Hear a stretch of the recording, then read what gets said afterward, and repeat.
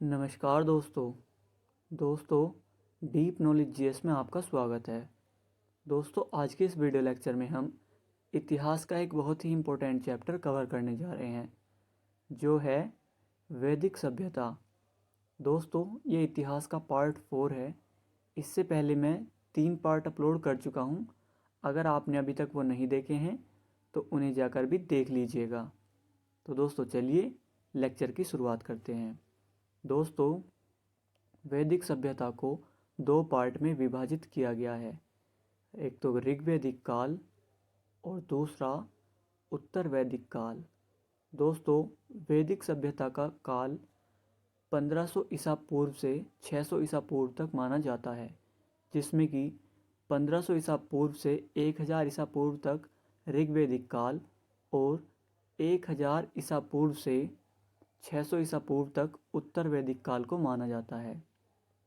दोस्तों चलिए हम वैदिक सभ्यता के बारे में कुछ पढ़ लेते हैं पहले। दोस्तों वैदिक सभ्यता सिंधु सभ्यता के बाद भारत में जिस नवीन सभ्यता का उदय हुआ वह थी वैदिक सभ्यता। दोस्तों वैदिक सभ्यता के लोग स्वयं को आर्य बुलाते थे। आर्य का अर्थ होता है श्रेष्ठ। यह स्वयं को श्रेष्ठ कुल का मानते थे और दोस्तों आर्यों की भाषा संस्कृत थी।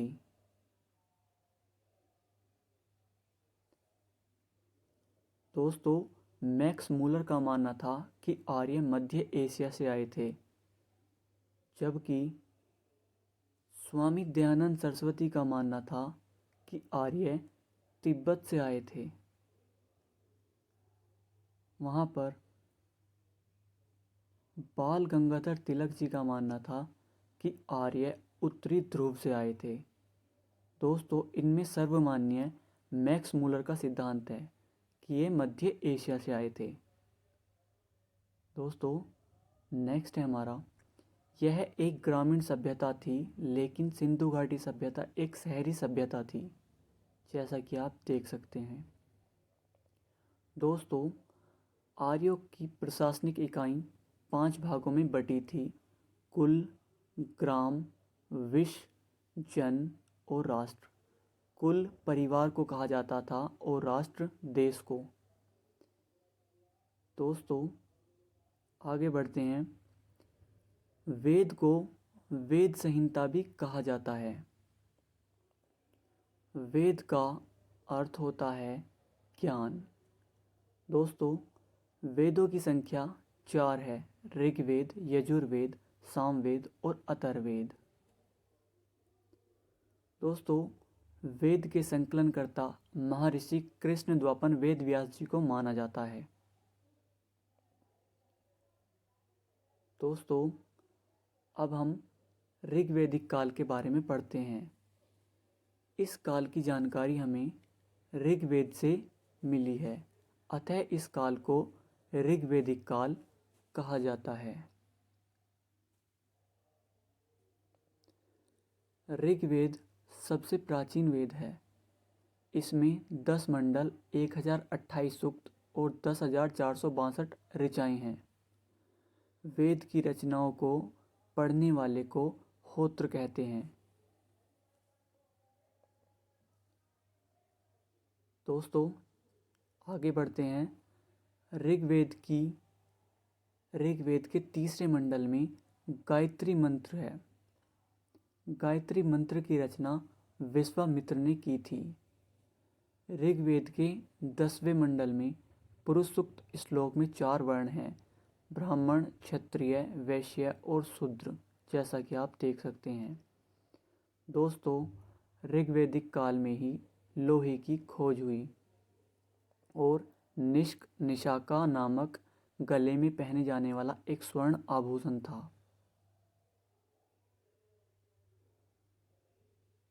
दोस्तों अब हम ऋग्वेद में महिलाओं की स्थिति कैसी थी इसे जान लेते हैं। तो दोस्तों महिलाओं की स्थिति सामान्य थी और इनके वस्त्रों की बात करें तो नीवी, वासस और अधिवासस पहना करते थे, जहाँ पर नीवी कमर के नीचे का वस्त्र वासस कमर के ऊपर का वस्त्र और अधिवासस चादर को कहते थे, जैसा कि आप देख सकते हैं। दोस्तों आगे बढ़ते हैं।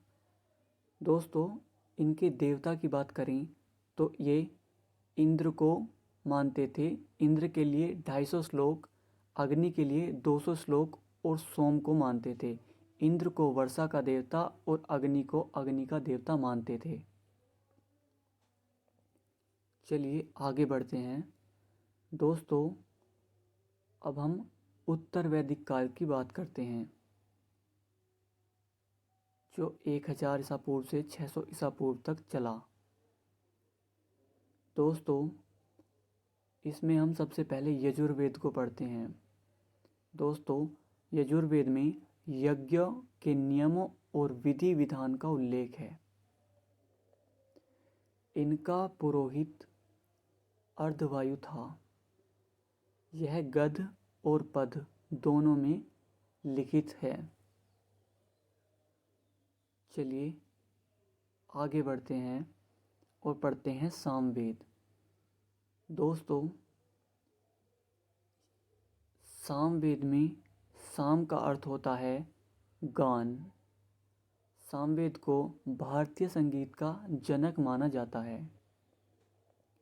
इनका पुरोहित उद्गात्र होता है। दोस्तों नेक्स्ट है हमारा अथर्ववेद। दोस्तों अथर्ववेद में हम अथर्ववेद को अथर्वा ऋषि द्वारा लिखा गया था। इनका पुरोहित ब्राह्मण था। इसमें जादू टोने तंत्र मंत्र आदि का उल्लेख मिलता है और इसे वेदों की त्रिमूर्ति से बाहर रखा गया है। इसमें मुंडक उपनिषद का भी उल्लेख है। दोस्तों चलिए आगे बढ़ते हैं। गोपत ब्राह्मण में अथर्ववेद से संबंधित जानकारी प्राप्त होती है। इसे वन पुस्तक भी कहा जाता है। अथर्ववेद में सभा और समिति को प्रजापति की 2 पुत्री कहा गया है।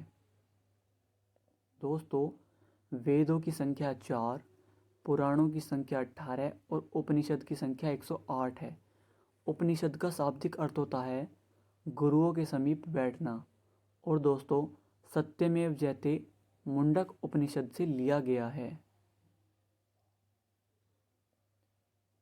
चलिए दोस्तों आगे है हमारा भारत का षट दर्शन। दोस्तों भारत में 6 दर्शन है जिन्हें षट दर्शन कहा जाता है।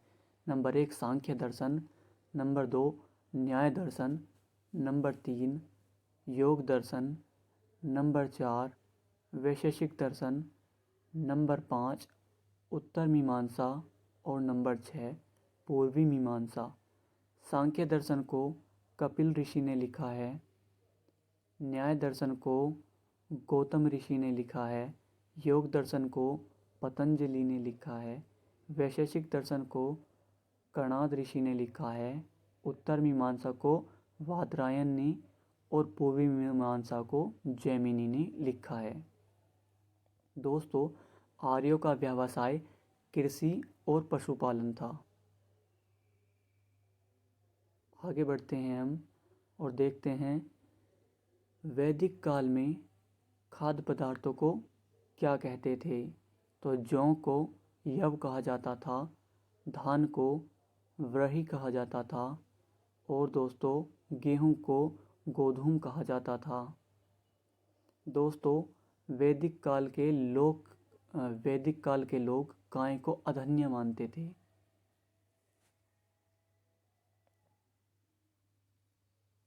दोस्तों अब हम इनकी नदियों के प्राचीन नाम पढ़ लेते हैं।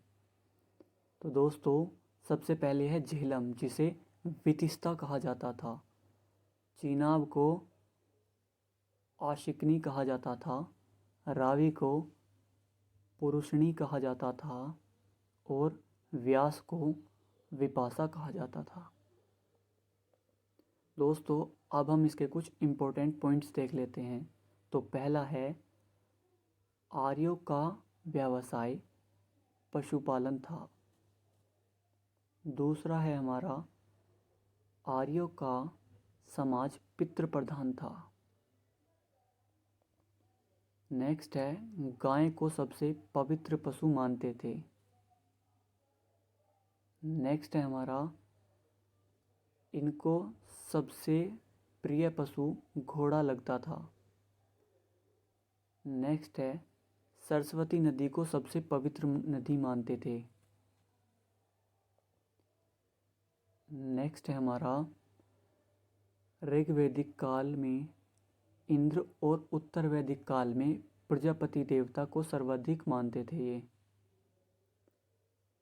नेक्स्ट है हमारा, अतरंजी खेड़ा से पहली बार कृषि से संबंधित लोहे के उपकरण प्राप्त हुए। नेक्स्ट है हमारा, ऋग्वेद की रचना धन्वंतरि ने की थी। नेक्स्ट है हमारा, यजुर्वेद की रचना विश्वामित्र ने की थी। नेक्स्ट है हमारा, सामवेद की रचना भरत मुनि ने की थी। और दोस्तों नेक्स्ट है हमारा, अथर्ववेद की रचना विश्वकर्मा ने की थी। दोस्तों अब हम चलते हैं अपने टेस्ट की तरफ।